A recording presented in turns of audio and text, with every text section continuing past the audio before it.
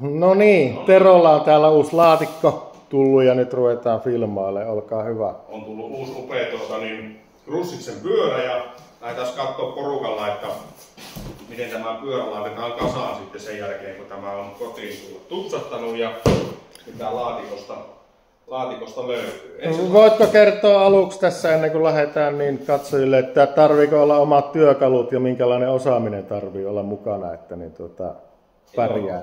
Työkaluja ei tarvitse olla mukana, ne löytyy täältä tarvikelaatikosta. Ne on mukana tämän pyörän kanssa ja osaamista ei tarvita kovinkaan paljon, eli muutama kuusiokolon ja polkivien kiinnitys, lokarien kiinnitys, siinä on kaikki mitä tarvitaan. Eli hyvin simppeli. Kaikki tsekkaukset, tarkastukset, säädöt, kaikki on tehty pyörään valmiiksi, eli ei tarvita suuria kommervenkkejä, että tämän pyörän saa ajokuntoon. Hyvä. Ja täältä löytyy tarvikelaatikko, joka pyörän mukana. Laatikko kätkee sisälleen sitten nämä kuitit ja muut, mitä pyörään liittyy. Sitten sieltä löytyy laturi, joka on tarkastettu. Löytyy polkimet. Löytyy yksityiskohtainen tarkistuslista, joka on tehty pyörästä pyörän kasauksen yhteydessä. Löytyy suomenkielinen tulostettu käyttöohjekirja ja sitten löytyy avain, jolla saa sitten laitettua tarvittavat ruuvit kiinni.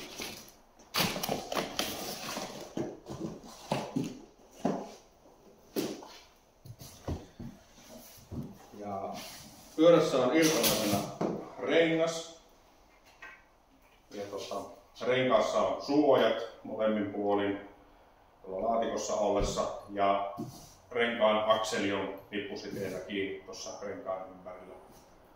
Sen löytää siitä kätevästi.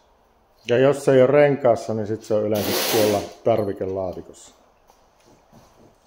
Sitten siellä on irti satula, joka tulee sitten pikalukitteisesti tuohon putkeen lipsillä kiinni. Ei vaadi erillisiä työkaluja.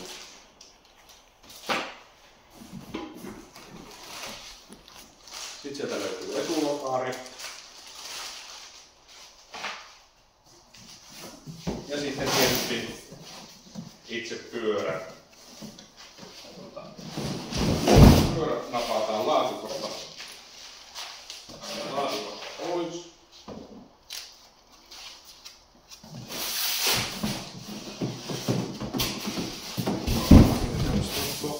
Sivummalle noin. Ja sen jälkeen voidaan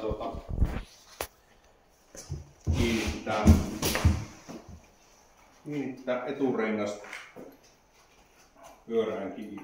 Otetaan tuo nippuside tuosta poikki.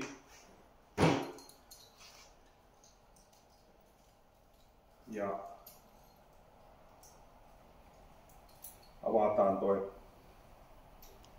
eturenkaan tuo mutteri.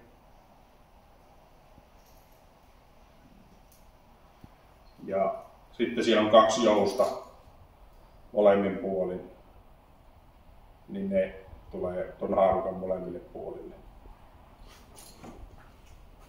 Nyt otetaan nämä suojat pois ja pujotetaan rengas tuohon paikoille. Ja jarrusatulan välissä on tuommoinen muovisuoja. Otetaan se tässä vaiheessa pois.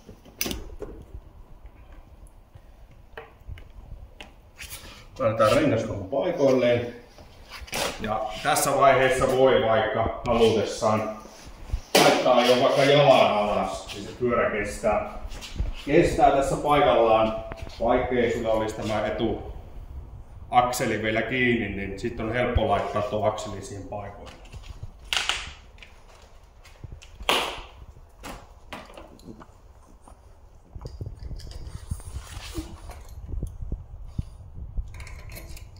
Akseli läpi.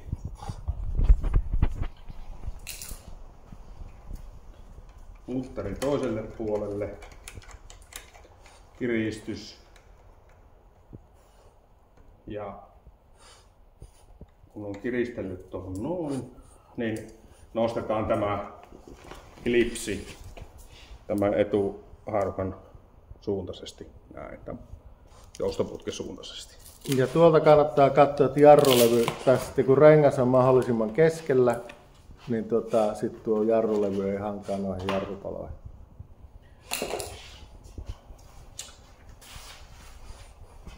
Ja seuraavallahan sitten käydään katsomaan tuota ohjaustankoa paikalleen.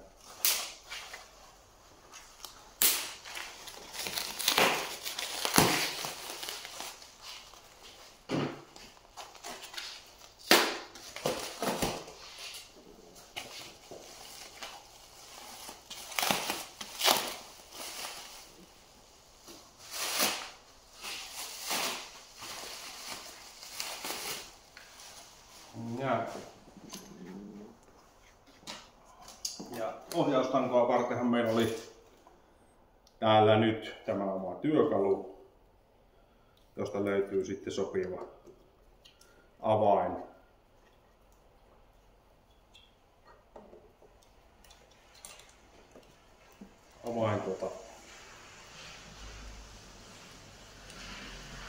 Tämän pannan kiristämiseen.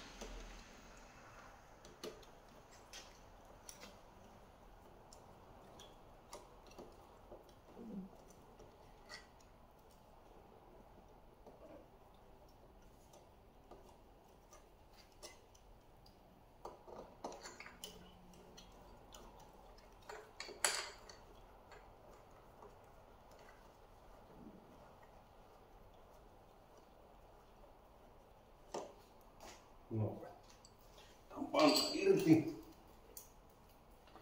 irti ja tämän jälkeen asetetaan ohjaustanko paikoilleen ja laitetaan tuo panta siihen sitten kiinni.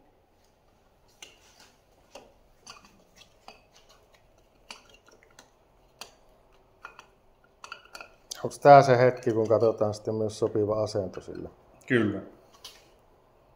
Eli ennen kuin vääntää lopulliseen momenttiin, niin sitten kannattaa tässä vaiheessa katsoa tuo. Se on sopivassa asennossa niin kuin kuljettajan näkökulmasta.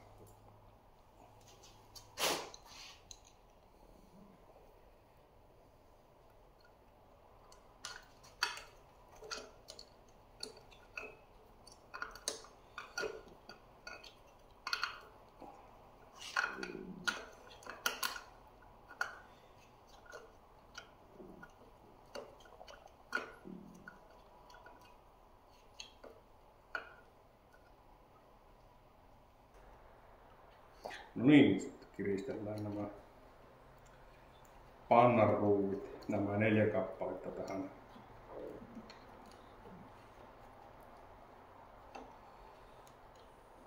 tähän kiinni.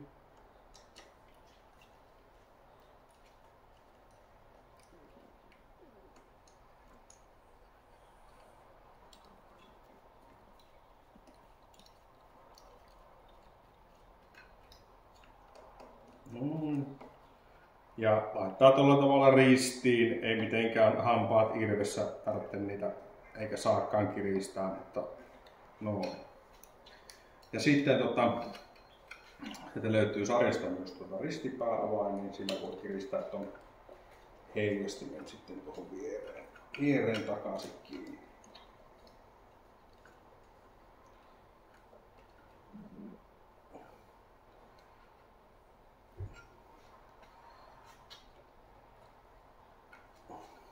No. Sen jälkeen laitetaan siihen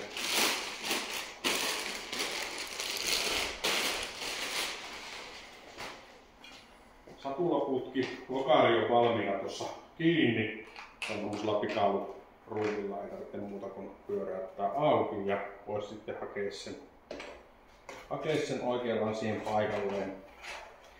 Ja satula on helppo, siinä on vaan pikalukitus ja ei muuta kuin laittaa ton klipsin tosta, katsoo, että lokaari on tuossa suorallaan ja laittaa ton klipsin ja se on sitä myöten sitten valmis. Ja tällä voi tosiaan hakea sitten oman tyylin mukaisesti niin nähdä vähän niin millä tavalla haluaa, että sillä pikaruudulla missä asennossa se lokaari siinä sitten on. Sitten lähdetäänkin polkimiin kimppuun. Polkimet on bussissa ja polkimissa on sitten merkki, kumpi poliin tulee L ja R, kumpi on left ja kumpi on niin rightin puolin poliin. Eli tämä kannattaa huomioida, kun polkimia käy asentaa paikoilleen. Ja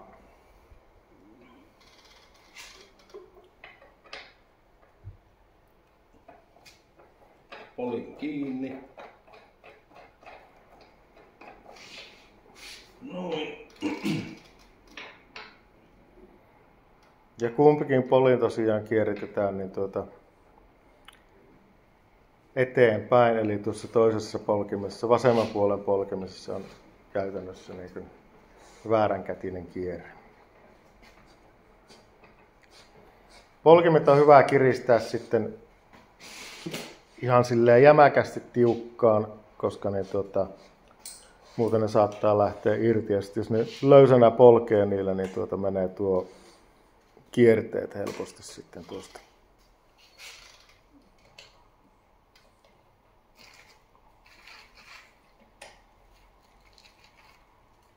Eli 15-sella avaimella 15 avain, joka löytyy myös täältä sarjasta mukaan.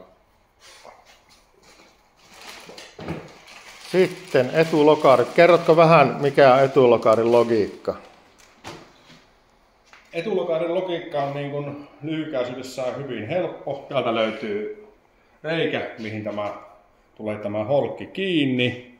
Ja kuusiokoloruuvia kiristämällä tämä holkki laajenee ja silloin tämä etulokaari lukittuu tuohon haarukkaan kiinni. Eli erittäin helppo.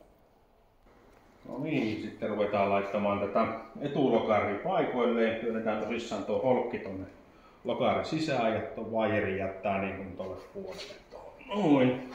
Ja sitten lähdetään kiristää lokaaria paikoilleen.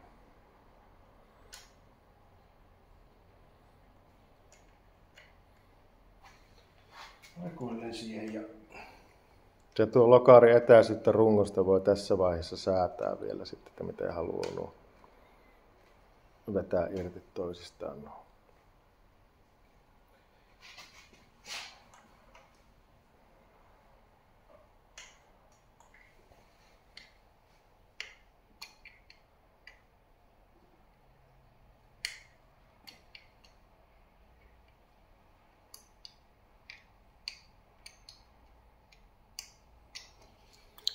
No.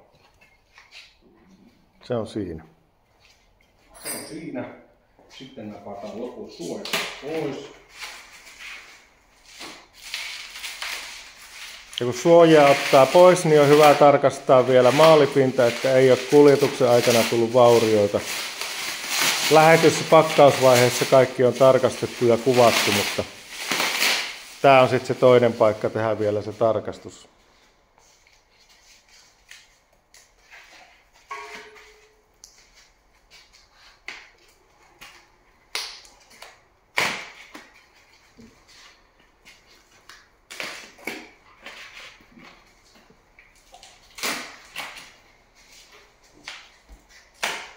No.